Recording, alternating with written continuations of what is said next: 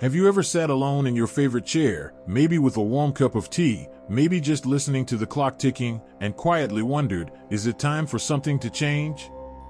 Not something small like what to eat for dinner or what show to watch tonight, but something big. Something that tugs at your heart a little. Like whether it's time to move out of the home you've known for years, or stay and figure it out yourself. If you've ever felt caught in that space, between wanting to hold onto your independence and recognizing that certain things just aren't as easy as they used to be, then this conversation is for you. Making the decision to stay at home or move into a nursing facility isn't something anyone prepares us for. It's not a topic we bring up over coffee. It's heavy. It's emotional. It's personal. And yet, so many of us, so many of you, will find yourselves standing at that crossroads one day, if you haven't already. And you deserve to face that decision with clarity, dignity, and compassion, not fear, pressure, or guilt. So let's talk honestly. Let's explore what this decision really means, how to weigh it, and how to approach it not with dread, but with care. First, let's acknowledge something important. There's no one-size-fits-all answer. What's right for your neighbor, your sibling, or your old school friend might not be right for you. Your life, your body, your needs, they're uniquely yours. Maybe you've always been fiercely independent, the type to handle everything on your own. Maybe you've been the caregiver for others, and now, for the first time, you're realizing you might need a little help yourself. That shift can feel strange, like unfamiliar ground beneath your feet. Now, you might be thinking, I'm not ready for a nursing home, or I don't want to lose my freedom. And that's completely valid. Many people feel that way. Staying in your own home means familiarity, comfort, the soft creak of your floors, the memories built into every corner. It means being surrounded by the things you love, your photos, your garden, your own bed. That sense of home is powerful. It feeds our spirit. It anchors us. But what happens when the things that used to be easy start becoming hard? Maybe the stairs feel steeper. The nights feel longer. The bath feels a little more risky than it used to. Maybe you've started forgetting small things, or even big ones. Maybe there are moments when you feel a little nervous being alone, especially if something were to go wrong. That's where the tension lies. The heart wants to stay. But the body, and sometimes the mind, starts whispering that it might be time to consider other options. And that whisper can be hard to hear, because it comes with questions we don't always want to face. One of the most important things to ask yourself is, am I safe living alone? Not just today, but consistently. Can you move around your home comfortably without fear of falling? Can you get help quickly if you need it? Do you remember to take your medications? Are you eating well? Are you staying mentally and socially active, or do your days feel long and isolated? It's okay to say yes to some and no to others. This isn't about passing or failing a test. It's about painting an honest picture of your current reality. Because only when we're honest can we make decisions that truly support our well-being, not just physically, but emotionally too. For some, staying at home is still the best choice. But that doesn't mean doing it all alone. There are services now that make home living safer and more comfortable than ever: meals delivered, medication reminders, in-home nurses, even friendly visits to keep you company and keep your mind engaged. If staying home matters to you, then there are ways to build a support system around you that allows you to do just that. But for others, no matter how much help is brought in, there may come a point where home starts to feel more like a burden than a blessing. And that's where the idea of moving to a care facility, as hard as it is, starts to come into the picture. Now I know what some of you might be thinking. Nursing homes have a reputation, right?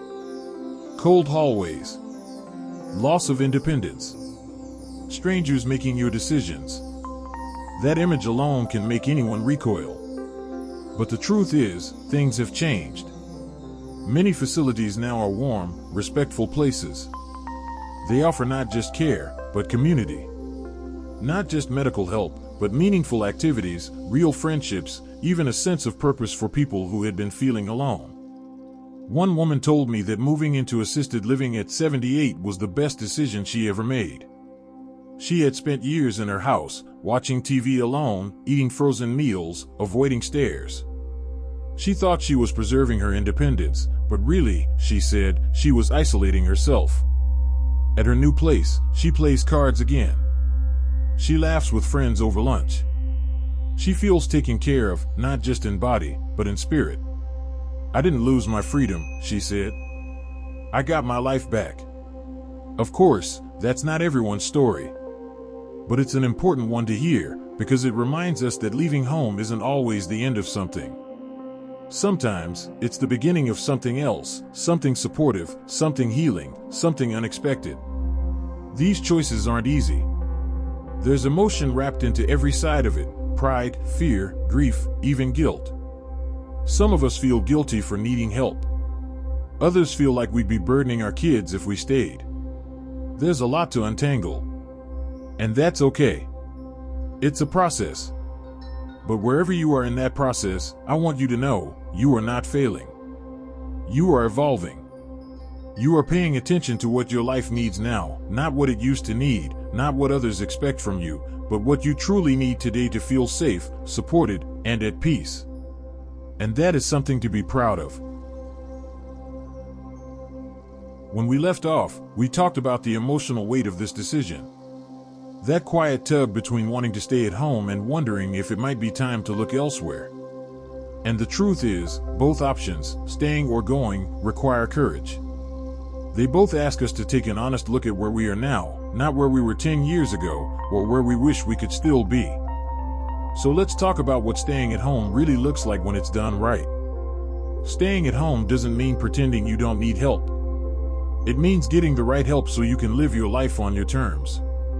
It might mean hiring someone to come by and help with cooking or cleaning. It might mean adding grab bars in the bathroom, or swapping stairs for ramps, or getting a medical alert system that connects you to someone with the push of a button.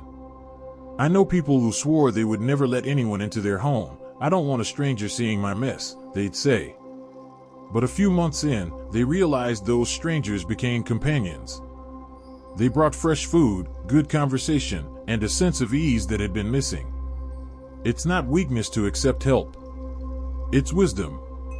It's saying, I value myself enough to make sure I'm taken care of. And for some, family steps in. Maybe your daughter stops by every morning. Maybe your grandson comes over to mow the lawn or set up your new phone. But here's something important to consider. Just because help is available doesn't always mean it's sustainable. Your family may love you with all their heart, but they also have jobs, kids, their own worries. And while love makes them want to give everything, it can't take the place of structure and support. That's why sometimes, even when help is technically there, it may not be enough. And that's not your fault. It doesn't mean you're asking too much. It just means life has changed, and it's okay to adapt. Now let's talk about the other side of the decision. What happens if you do decide to move into a nursing facility or assisted living? It's easy to imagine the worst: sterile rooms, grumpy staff, a feeling of being put away. But that image is outdated. These days, many senior living communities are vibrant places with gardens, libraries, classes, walking clubs, movie nights, and rooms that feel like home. And more than anything, they offer peace of mind. You're not alone if something happens in the middle of the night. You're not guessing whether you took your medication. You're not eating canned soup again just because you didn't feel like cooking. Instead, your needs are met. Quietly. Consistently. With dignity. That dignity is key. Because it's not about being taken care of like a child, it's about being supported so that you can live your life without the constant stress of what if. What if I fall? What if I forget something important? What if I need help and no one's here? And let's talk about something many don't realize: community. When you live alone for a long time, you might forget how much we need other people. Not just visits from family, but daily connection. A hello in the hallway. A laugh shared at lunch. A friendly face who knows your name and asks how you slept. That kind of connection keeps us alive in ways that go beyond the physical. It lifts the spirit. It gives the day a rhythm. And for many, it's the thing they didn't know they were missing until they had it again. Still, the decision to move into a care facility is deeply personal. You might worry, what will people think, or will I lose my independence? But here's the truth, independence isn't just about where you live, it's about how free you feel. Free to enjoy your day without fear. Free to rest without worry. Free to live safely and fully, even if that means accepting a different kind of help than you're used to. And no one says you have to decide overnight. This isn't a light switch, it's a process. Some people start with short stays, just to try it out. Some begin with assisted living, which offers help with daily tasks but still gives you your own space, your own schedule. Others might start looking at options years in advance, just to understand what's available when the time comes. That's actually one of the smartest things you can do, plan before you're forced to. Because when something unexpected happens, a fall, an illness, a loss, it's much harder to make clear decisions in the middle of a crisis.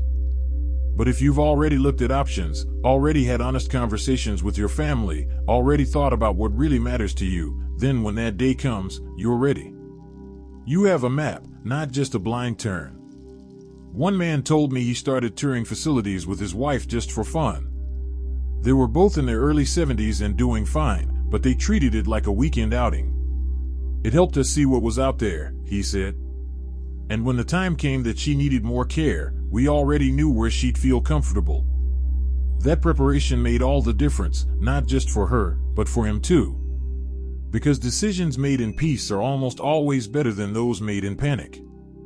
So as you sit with this decision, stay or go, know that there's no right or wrong. There's only what's right for you, right now. And whatever you choose, you're not giving up. You're stepping into a new season of life with open eyes and an open heart. Let's take a breath together. This conversation hasn't been easy, has it? Because this isn't just about where you live, it's about your identity. Your memories. Your comfort. Your sense of self. Choosing between staying in your home or moving into a nursing facility stirs up deep feelings, and if your heart feels heavy right now, that's completely normal. But in the middle of all that weight, I want you to hold on to one simple truth: you are not alone in this. Millions of people, just like you, have stood right where you are now, torn between familiarity and change, between comfort and safety. And what they discovered is this: you don't have to lose yourself in the process of making the right decision. You can move forward with both grace and strength. So let's talk about what happens once you do make a choice. What does life look like after the decision? If you choose to stay home, perhaps with added support or home modifications, remember that this isn't about proving anything. You're not staying because you should be able to do it all. You're staying because you've put a system in place to support yourself. And that's something to be proud of. It's wise. It's intentional. But staying home doesn't mean isolating. It doesn't mean suffering in silence or pretending everything's fine when it isn't. If anything, staying home requires you to be even more honest with yourself, to speak up when something changes, to accept help when it's offered, and to keep evaluating your needs with an open heart. Because needs evolve, and so can your plan. And if you choose to move into a care facility or assisted living, that, too, is a decision rooted in strength. It's a powerful step toward peace of mind. Toward freedom from the constant what-ifs.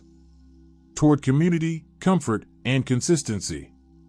And while the transition may be emotional, especially in the beginning, don't be surprised if something else creeps in over time: relief. Yes, relief. You may find yourself sleeping better, eating better, feeling lighter, because the weight of worry has been lifted. You may laugh more. You may rediscover hobbies, friendships, or simply moments of rest you hadn't had in years. One man I met said that after a few months in assisted living, he finally had the time and energy to finish a novel he started a decade ago.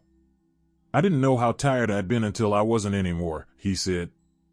That's the beauty of letting go of the idea that we have to do everything ourselves. Sometimes, in making space for help, we make space for joy. But no matter what you choose, the most important thing is that you choose it. That the decision comes from you, not pressure, not fear, not guilt. You are still the author of your own story. And this next chapter? It's not about what you've lost. It's about what you're making possible. That might be more time with loved ones, more rest, more creativity, more ease. It might be letting go of roles you've carried for so long, caretaker, provider, fixer, and finally allowing yourself to be taken care of without shame. You've done a lot in your life. You've helped others. You've worked hard. You've overcome things you thought you'd never get through. And now, at this moment, you're facing a different kind of challenge, one that requires honesty, softness, and a deep respect for yourself. So here's what I want to leave you with. No matter where you live, what matters most is how you live. Are you safe? Are you supported? Are you connected to others? Do you feel peace in your daily life? If the answer is yes, then you're already on the right path. If the answer is no, then maybe now is the moment to make a change. Not a big, dramatic leap, but a small step. A phone call, a conversation, a tour, a plan. And please, don't carry this decision alone. Talk to someone you trust. A sibling, a friend, your doctor, your son or daughter. Say, this is on my mind. I'd like to talk it through. You don't need all the answers right away. You just need to begin. And if this video has helped you feel seen or helped you start thinking more clearly, I'd love to hear from you in the comments. You're not the only one going through this, and sometimes your words can give courage to someone else who's silently struggling. If you found this video meaningful, please give it a like so others can find it too. And if you want more gentle, honest conversations like this, go ahead and subscribe to the channel. This is a space for you. A space for questions, reflection, and encouragement. A space where getting older doesn't mean becoming invisible, but becoming more fully yourself. You have more choices than you think, more strength than you realize, and more life ahead than you may have dared to hope for. So whether you stay or go, do it with your head high and your heart steady. Here's to peace, clarity, and living with intention, wherever you call home.